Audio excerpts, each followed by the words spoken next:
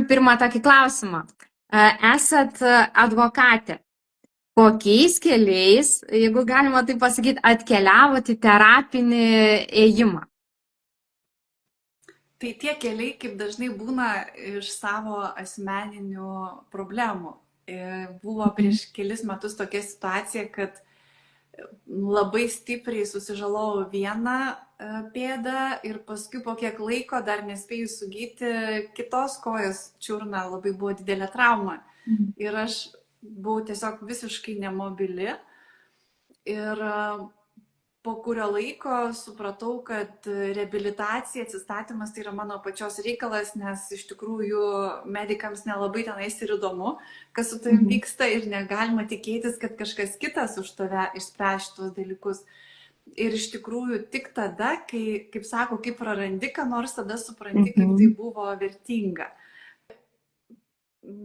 Supratau, ką reiškia negalėti naudotis abiem savo pėdomis, tada supratau, kokios jos yra svarbios ir vertingos mūsų gyvenime ir kiek daug reiškia.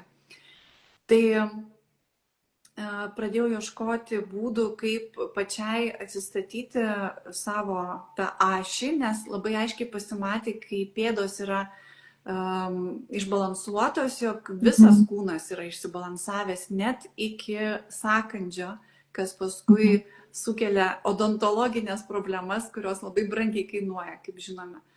Taip. Tai tada prisiminiau terapinį ėjimą, jis iš tikrųjų originaliai vadinasi joginis ėjimas. Aš jį vadinu terapiniu, nes tas joginis gali sudaryti tokį įspūdį, kad čia labai reikia būti lankščiam ir pasiruošusiam fiziškai, nors taip nėra. Ir dėl to dar naudoju terapinis žodį, kad jaučiu poveikį ne tik tai kūnui, tačiau iš tikrųjų labai psichoemocinis poveikis šio ėjimo, jeigu aišku sistemingai jį naudojant, kas šiaip yra labai malonus dalykas, jaučiasi labai didelis poveikis proto nuraminimui ir panašiai. Tai prisiminiau, kad Indijoje kažkada vienas jogos mokytojas, toks labai tikras klasikinis jogas, gražiai atrodantis senukas, mane pamokė šitos technikos. Ir kadangi turėjau gražaus laiko po tų traumų, pradėjau po truputį vaikščioti. Ir pradėjau jausti savo pėdą, pradėjau jausti savo ašį. Ir po to pasipylė daugybė kitų gerų šalutinių poveikių. Taip kaip ir atkeliavau. Aha, supratau. O tai papasakokit daugiau, kas yra tas terapinis ėjimas, kaip jį reikia eiti, kokia esmė jo yra? Technika yra, kadangi atėjusi iš jogos, kaip žinome, jogoje yra tas ryšys tarp kūno ir mūsų pajutimų, tarp proto taip pat. Tai ėjimo esmė yra ta, jog ėjimo metu mes pagal tam tikrą sistemą, pavadinkime taip, skenuojame tam tikras savo kūno dalis. Ir taip pat yra labai toks paprastas, nesudėtingas principas, kaip mes, kabutėse pavadinkim, susistatome savo kūną ėjimo metu. Tai yra skirta, kad būtų ėjimas teisingas, kad būtų teisinga laikysena, kas leidžia eiti, kad ir 5 valandas nepavargstant visiškai, net nei nugara niekas nepavargsta. Ir esmė čia iš tikrųjų yra būtent pėdoje, kaip yra statoma pėda, kaip mes turime tą pėdą jausti ėjimo metu.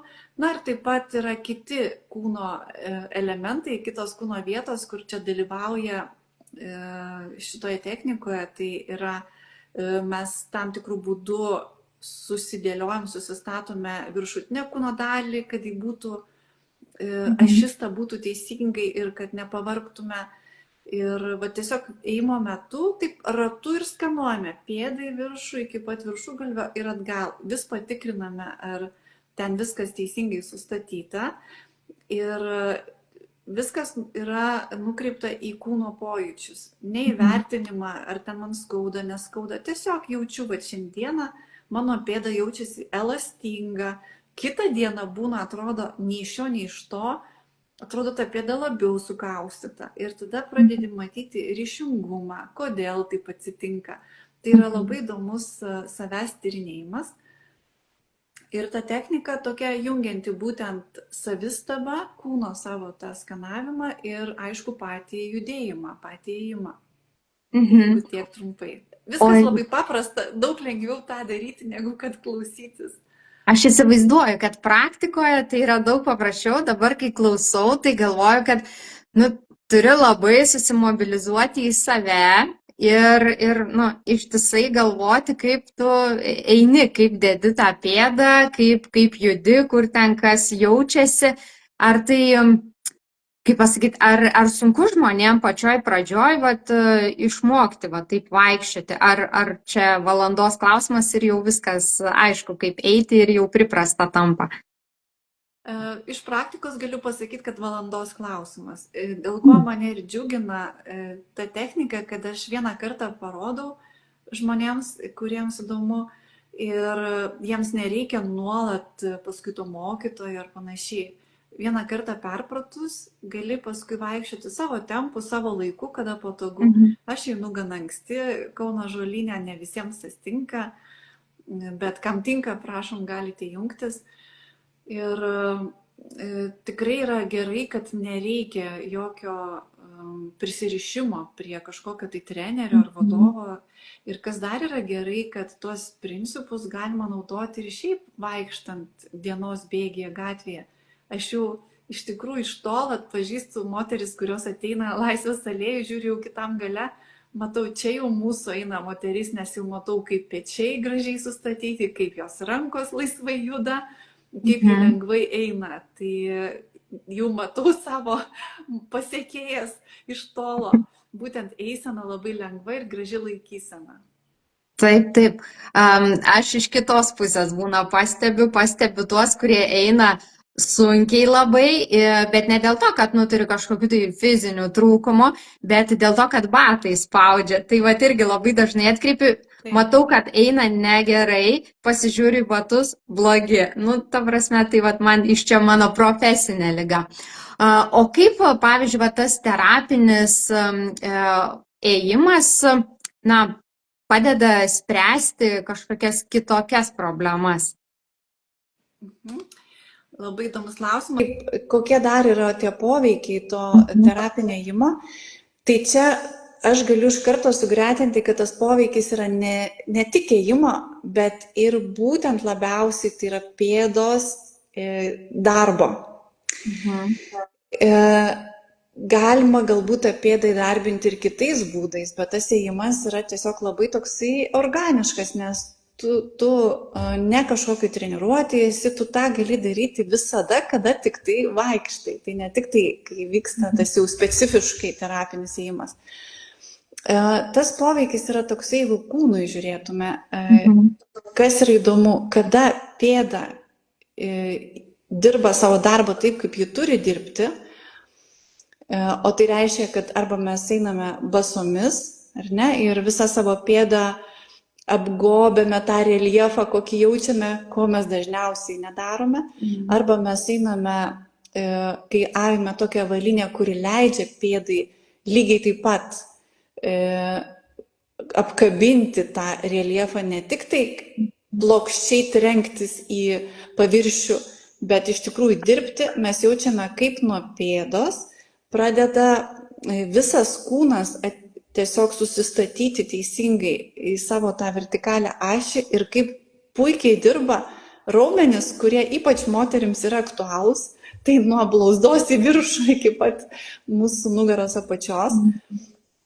Kas yra įdomu, jog vaikštant su moterimis, nekartą jau girdėjau iš tų ėjikių, kurios, pavyzdžiui, pilates sistemingai praktikuoja, arba kitas kūno praktikas, jos sako, ėjimo metu šito išsijudina tokie raumenukai, tokios vietos, kurios atrodo net ir pilatesas neišjudina.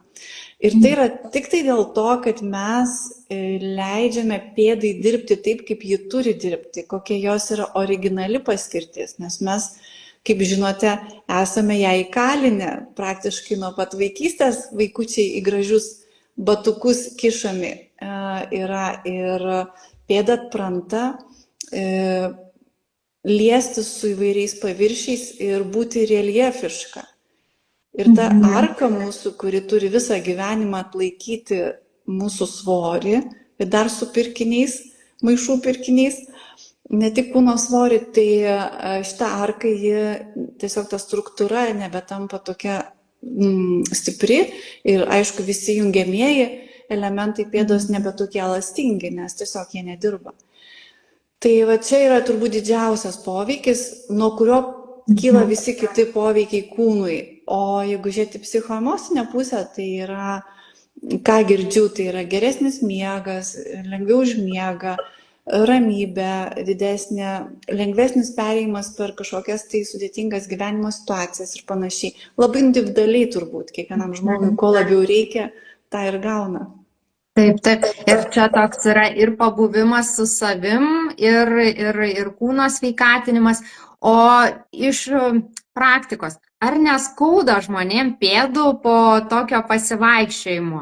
Nu, nes vis tiek turbūt įdarbinami truputį kiti raumenys ir panašiai, tai gal jaučia kažkokius tai, na nežinau, tempimus ar panašiai. Girdėjau tik tai teigiamą poveikį, tai yra, kad išsijudino pėda. Man asmeniškai, pavyzdžiui, pradėjo mažėti tas kauliukas vadinamas, ar ne, haluksas, tiesiog to ėjimo dėka, nes pradeda atsistatinėti tos struktūros pėdos. Jeigu mes pasižiūrėtume pėdos anatomiją, jūs turbūt geriau už mane žinote, kokia ji yra tiesiog dieviškai tobula ir kaip mes ją išdarkome su savo neteisinga valyne, su kitais neteisingais dalykais. Tai kad skaudėtų, tikrai ne. Ir aš, pavyzdžiui, pati buvau nustebusi, kad kai pradėjau teisingai dėti pėdą, tai tada pradėjau tiesiog ją naudoti taip, kaip ją reikia naudoti. Tai tada kaip tik mažiau skausmo ties tuo atsikišusiu kauliuku, nes anksčiau būdavo po ilgesnio ėjimo, jausdavau skausmą toj zonai. O šitas kaip tik labai nuima visus nemalonius pojūčius. Taip, taip supratau. Apie pėdas tai labai dažnai tenka susidurti, kai gyvai darom pristatymus Barefoot avalynės, ateina žmonės ir sako, ne, šitie batai labai platūs. Ir tada sakom, nu gerai, žiūrėkit, ištrauksim vidpadį, uždėkit savo pėdą ant vidpadžio. Uždeda pėdą ant vidpadžio ir pėda, puikiai atitinka tą vidpadį. Ir aš sakau, žiūrėkit, jūsų pėdai, jie yra pats tas tinkamiausi. O tie batai, su kuriais atėjot, jūs tiesiog suspaudžiat juose pėdą. Ir tada, aišku, ta pėda negali normaliai judėti. Tai ar aš teisingai suprantu, kad terapiniam ėjime lygiai taip pat avalynė yra svarbi, nes jeigu jinai bus siaura, tai gal irgi nesigaus išgauti to tokio mobilumo pėdos. Tai vienareikšmiškai aš visada, kada deriname to terapinio ėjimo susitikimus, užsiėmimus, ypač visiems naujiems žmonėms parašau ir primenu, kad avalynė turi būti tokia, kuri leidžia pėdai laisvai ir pirštams ypatingai laisvai būti. Nes žmonės įsivaizduoja, kad jeigu ėjimas, tai jau ten turi būti apspausta čiurna, kad nesusižalotų. Aš galiu pasakyti, kad jeigu aš iki šito kabutėse atradimo, šiaip kuris joks neatradimas, tik tai tiek, kad buvo pamiršusi, kaip tai yra svarbu, pėdos laisvė. Tai jeigu iki to aš periodiškai niksteldavau, tas liaudiškai tariant, tą savo čiurną ir kiekvienais metais kaip minimum vieną kartą turėdavau tokį stipresnį susižalojimą, tai reiškia, po kurio reikia pasiteplioti tepaliukais, ar ne, skauda, kokią vieną kitą dieną vaikštai ir jauti tą skausmą, arba kartais patinsta ta vieta. Vienu žodžiu, silpna vieta, ar ne, tos čiurnos, manau. Tai kada pradėjau sistemingai praktikuoti ištėjimą, po to niekada nebuvo jokių susižalojimų pėdos. Ir net jeigu būdavo, kad kažkur užminė ant kokio akmenuko ar kažko, tas elastingumas čiurnos ir pėdos leidžia iš karto sustabdyti, reiškia, traumą. neįvyksta trauma. Tas mane labai džiugina.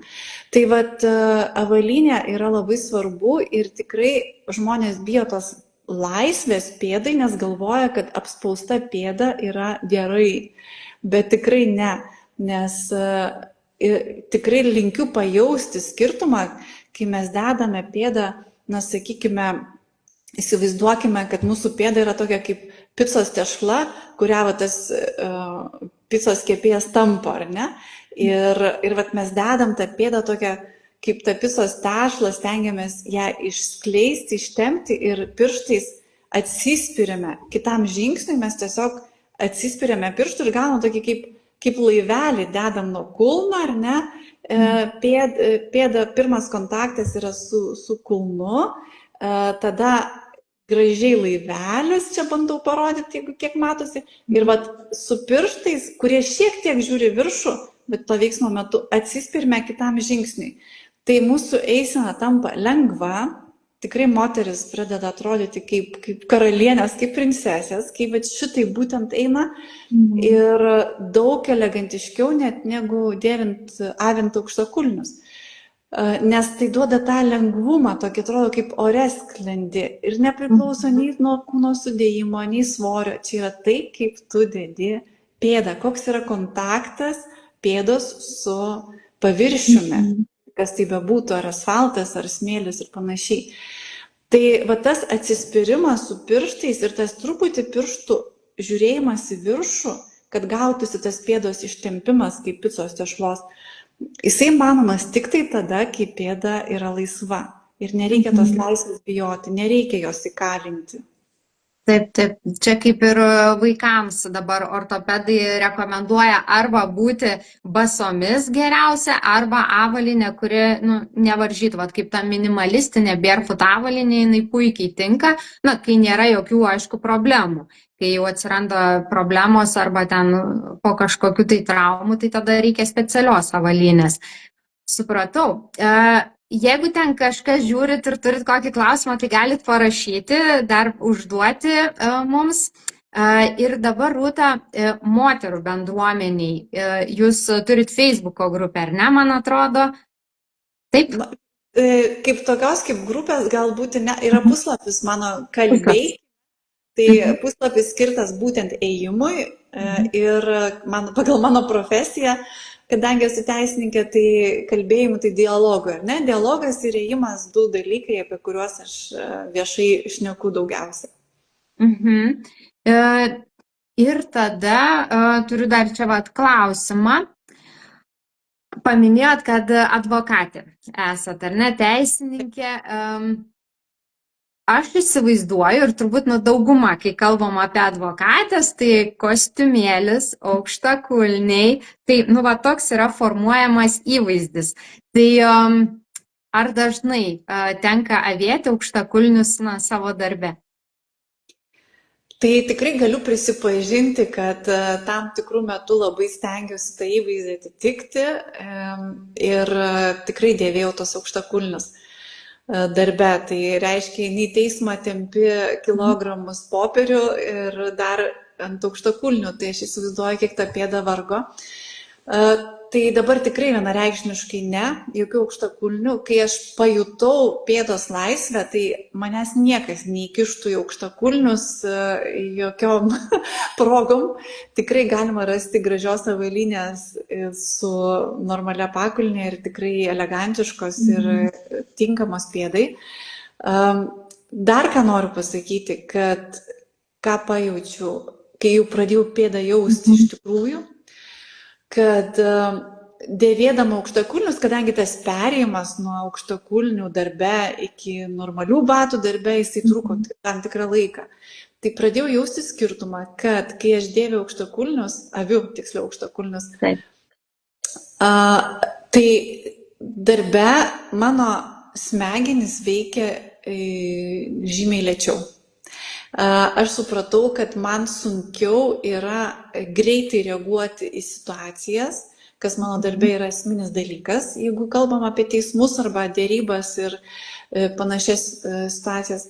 Tai tie aukštakulniai, tas pėdos suvaržymas, jisai padaro tave visą tokią liktai nelankščia ir Mhm. supratau, kad man trukdo darbui, o ne padeda tie aukštakulniai, tai jau visą įvaizdį tada dėjau į šoną ir pasirinkau patogumą ir funkcionalumą, kad ne tik tai Mhm. pėdai yra gerai, bet ir mano mąstymo procesui yra tai žymiai geriau.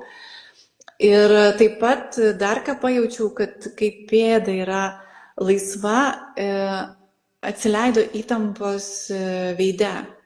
Mhm. Ir tai turbūt jokia ne mistika, nes jūs irgi turbūt žinote ryšį Taip. tarp pėdos ir žandikaulio, sąkandžio ir panašiai. Tai aš tada, tik tai kai jau išlaisvinau pėdą ir po kurio laiko, po terapinio ėjimo praktikos pajutau, koks yra neteisingas mano sąkandis, nes iki tol, kai kūnas visas išsikreipęs, tu niekur nejauti. Mhm. Kai pradėjo atsistatinėti ašis, tada jau supratau, kad čia yra problemų, ko aš anksčiau neidentifikavau. Tai tada tvarkiau sąkandį. Kai susitvarkiau sąkandį ir kūno ašį, turiu pasakyti, kad gyvenime prasidėjo labai geri dalykai. Ir dabar esu įsitikinus, kad lietuviškas žodis aš ir lietuviškas žodis ašis tai nėra atsitiktinumas. Kad tu save pradedi jausti dar geriau ir giliau, jeigu tu savo ašį, tame tarp ir fizinę ašį susitvarkai. Ir tada tikrai lengviau yra atstovėti savo ribas, lengviau yra gauti, ko tau reikia gyvenime ir daug kitų gerų dalykų. Geras.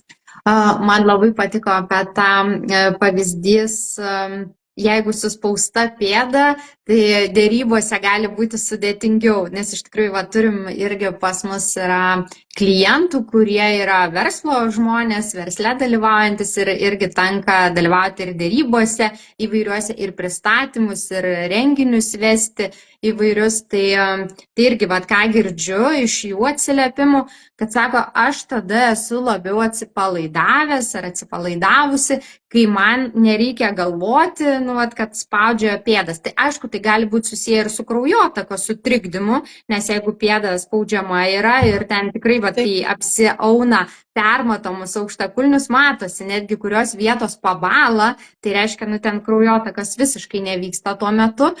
Tai kai ir kraujotaka geresnė, ir jausena geresnė, tai aš manau, kad tikrai ta barefoot avalynė, ta minimalistinė, jinai pamažu vis labiau užvaldys visas sritis ir žmonės galės patogiai jaustis ir neįkalinti savęs tose batose, kaip sakant. Tai taip mes galim pasižiūrėti, kaip atrodo eisena, laikysena netgi jaunų mergaičių, kurios dabar dėvi tą tariamai madingą, ar ne, avalynę. Kaip pasaulį pasidairius po vakarų Europos miestų gatves, tai nelabai ten jau tos traktorius dėvi žmonės, bet pas mus ateina kažkokie kartais ekstremalumai. Tai aš matau, kaip tos jaunos merginos, kurios šiaip atrodo labai gražios, bet jos atrodo kaip begemotai, nes ta avalynė apsunkina eiseną, padaro laikyseną negražią. Aš aišku nekalbu apie stilių kaip aprangos, tai čia yra jau kitas reikalas. Tai tikrai labai linkiu ypatingai moterims atrasti tą lengvumą eisenoje ir, kaip sakiau, tai nepriklauso nei nuo kūno sudėjimo, nei nuo svorio, čia yra ne apie tai, čia yra apie būtent pirmiausia apie pėdą. Ir taip norėtųsi, kad visi tą išgirstų, nes toks paprastas dalykas atrodo, toks natūralus, bet mes kažkaip žmonės tokie įdomus sutvėrimai, kurie sugebame tuos savaime suprantamus dalykus pamiršti ir paskui reikia mokytis iš naujo. Taip, suprantu. Na ką, mūsų laikas jau eina į pabaigą, 30 minučių mūsų. Kur būtų galima, paminėjot, kad ąžuolyne vaikšto? Ar reikia iš anksto susitarti, ar mes gal suorganizuoti mūsų klientam, jeigu būtų susidomėjimas, būtent tą terapinio ėjimo sesiją, kad žmonės ateitų, ir jeigu per valandą galima išmokti to, tai manau būtų tikrai smagu, kad galėtų žmonės pabandyti tą ėjimą, išmokti ir paskui taikyti patys tiesiog. Tai ar reikia kažkur gali prisijungti, kai jūs vaikštot, ar čia specialiai reikia kažkaip pasiorganizuoti? Gali būti visaip, nes tenka man ir specialiai organizuoti, Mhm. jau teko ir kolektyvams, pavyzdžiui, įmonių ir panašiai, kaip tokia veikla kolektyvinė gali jungtis prie manęs individualiai, kai aš einu, čia tiesiog kaip žmonės sugalvos, tai bus gerai, gali Mhm. per jūs kontaktuoti ir galite jūs pakviesti ir organizuoti. Aš šito klausimu, kadangi tą naudą žinau didžiulę, tai esu visiškai lanksti ir atvira. Ir kada tik tai galiu, tikrai pasistengiu pamokyti po vieną žmogų ar po būrelį žmonių, nesvarbu. Mhm. Man tiesiog gražu, kad žmonės išmoksta ir naudoja. Mhm. Tai mes tada tuo ir, kaip sakant, gerumu pasinaudosim, ar negalima tai pasakyti, ir tikrai suorganizuosim kartu su Rūta, susiderinsim tą dieną, datą, kada mūsų klientai galės prisijungti, vietą pranešim dar, kur ir galės pasimokyti to terapinio ėjimo ir pagerinti savo ėjimą ir laikyseną ir plaukti tiesiog gatve, o ne sunkiai eiti. Tai labai ačiū, Rūta. Dar pabaigai galit tokį trumpą palinkėjimą mūsų žiūrintiem ir tie, kas žiūrės, ką dar norėtumėt nuo savęs jam pasakyti. Na, kadangi esame jūsų erdvėje, tai aš norėčiau pasakyti, kad mes nepamirštume, jog pėda yra mūsų gyvenimo fizinis pagrindas ir čia kitaip negali būti, tiesiog taip yra. Ir jeigu mes patys žalojame, įkaliname, užmirštame savo fizinį gyvenimo pagrindą, tai mes negalime norėti, kad ir kitose mūsų gyvenimo srityse tas pagrindas būtų sveikas. Matau visiškai tiesioginį ryšį tarp pėdos sveikatos ir mūsų kitų gyvenimo sričių, įskaitant ir finansus ir visą kitą. Tai visiems linkiu tikrai vietoje to, kad mes įsiveltume į kažkokius tai bereikšmius dalykus savo gyvenime ir ne, skirtume tą laiką, tai tikrai grįžkime į save, į savo ašį, savo pagrindą ir tada savaime rasime geriausius sprendimus ir darysime geriausius pasirinkimus, būtent savo geriausius. Mhm. Tai toks Tai palinkėjimas.